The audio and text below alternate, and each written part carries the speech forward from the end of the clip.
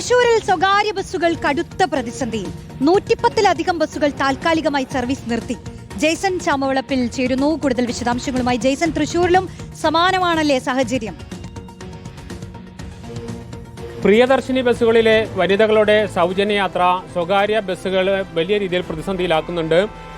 ഇപ്പോൾ തന്നെ തൃശൂർ ജില്ലയിൽ 110-ലധികം ബസ്സുകൾ, സ്വകാര്യ ബസ്സുകൾ താൽക്കാലികമായ സർവീസ് നിർത്തി കഴിഞ്ഞു.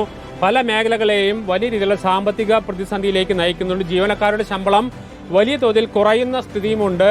കാരണം വരുമാനം കുറയുന്നതിനനുസരിച്ച് ഉടമകൾ പ്രധാനമായും തൊഴിൽ ചെയ്യുന്നവരുടെ ശമ്പളത്തിലും കുറവ് വരുത്തുന്നു. അതോടൊപ്പം വലിയ പ്രതിസന്ധി സൃഷ്ടിക്കുകയാണ്. ഇപ്പോൾ നമുക്ക് ഈ ജീവനക്കാരോട് എന്താ സ്ഥിതി? ഇപ്പോൾ ഭയങ്കര മോശമാണ്. കാരണം എന്താ വെച്ച് കഴിഞ്ഞാൽ സൗജന്യയാത്ര എന്ന് പറഞ്ഞു കഴിഞ്ഞാൽ ആരെയും കുറ്റം പറഞ്ഞിട്ട് കാര്യമില്ല. ഇവിടെ നമുക്ക് കാശ് സേവ് ചെയ്യാൻ പറ്റുമോ, അവർ അതന്നെ ചെയ്യണേ. പക്ഷെ നമുക്ക് അത്രയും നമ്മളെയാണ് ഏറ്റവും കൂടുതൽ ബാധിക്കുന്നത്.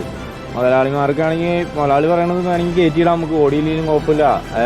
അതാണ് മിക്കവാറും ഉണ്ടാവാൻ പോണെന്ന് തോന്നുന്നു. സർവീസ് നിർത്തേണ്ട സ്ഥിതിയിലേക്കാണ് കാരണം ഇങ്ങനെ പോയി കഴിഞ്ഞാൽ എന്തായാലും നിർത്തും. പ്രധാനമായും പാലക്കാട് റൂട്ടിലാണ് വലിയ തോതിലുള്ള പ്രതിസന്ധി ബാധിച്ചിരിക്കുന്നത്. അതിലായിട്ടുള്ള പ്രധാനപ്പെട്ട കാര്യം എന്ന് പറയുന്നത് ഏറ്റവും കൂടുതൽ ടൗൺ ടു ടൗൺ ബസ്സുകൾ പ്രിയദർശിനി ബസ്സുകളാക്കിയിരിക്കുന്നു. സ്വാഭാവികമായും പാലക്കാട്ടേക്ക് പോകുന്ന, പാലക്കാടും തൃശ്ശൂരിലേക്കും വരുന്ന സ്ത്രീകൾ പ്രധാനമായും ആശ്രയിക്കുന്നത് പ്രിയദർശിനി ബസ്സുകളെ തന്നെയാണ്. അതുകൊണ്ട് തന്നെ വലിയ തോതിലുള്ള വരുമാന ചോർച്ച ഉണ്ടാകുന്നു. ഇപ്പോൾ നമുക്ക് ദൃശ്യങ്ങളിലേക്ക് പോയാൽ നല്ല രീതിയിൽ ആളുകൾ ഉണ്ടാകേണ്ട ഒരു ബസ്സാണ്, സ്വാഭാവിക യാത്രക്കാർ ഉണ്ടാകേണ്ട ബസ്സാണ് ഇപ്പോൾ വളരെയധികം കുറഞ്ഞിരിക്കുന്നു. എന്താ ഇപ്പോഴത്തെ അവസ്ഥ? സ്വകാര്യ ബസ് തൊഴിലാളികളെ സംബന്ധിച്ചിടത്തോളം വളരെ പരിതാപകരമാണ്. അതിനുള്ള പ്രധാന കാരണം എന്ന് പറഞ്ഞാൽ പ്രിയദർശിനിയുടെ, നിങ്ങൾക്ക് അറിയാലോ, ഫ്രീ ആയിട്ടുള്ള സ്ത്രീകൾക്ക് യാത്ര.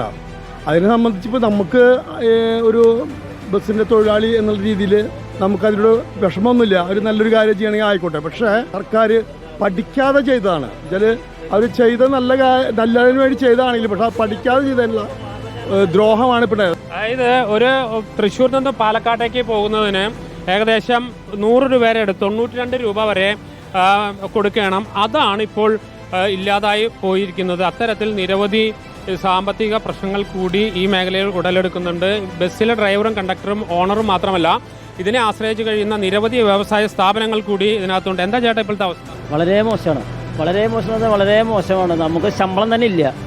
1000 രൂപ ശമ്പളം കിട്ടുകൊണ്ടെന്ന് ഇപ്പോൾ 300 രൂപയ്ക്കാണ് കിട്ടുന്നത്. ഒരു ചാല് അങ്ങോട്ട് പോയാൽ പിന്നെ ഇങ്ങോട്ട് വരവില്ല. ഇപ്പോൾ ആളില്ലാത്തതുകൊണ്ട് ചാല് പൊട്ടിച്ച് നിർത്തിയിടുകയാണ് വണ്ടി. ഇനി പോയാൽ നമ്മളിനി ലാസ്റ്റ് ചാല വരുള്ളൂ. അത്രയും കഷ്ടപ്പാടാണ്. അത്രയേറെ ദുഷ്കരമായ സ്ഥിതിയിലേക്ക് കാര്യങ്ങൾ പോകുന്നു. ഈ സ്വകാര്യ ബസ്സുകൾ നേരിടുന്ന പ്രതിസന്ധിക്ക് ഒരു പരിഹാരം നിർദ്ദേശിക്കാൻ കൂടി സംസ്ഥാന സർക്കാർ തയ്യാറാകണമെന്നതാണ് ഇവരുടെ ആവശ്യം. Reporter Jason, reporter Thrissur.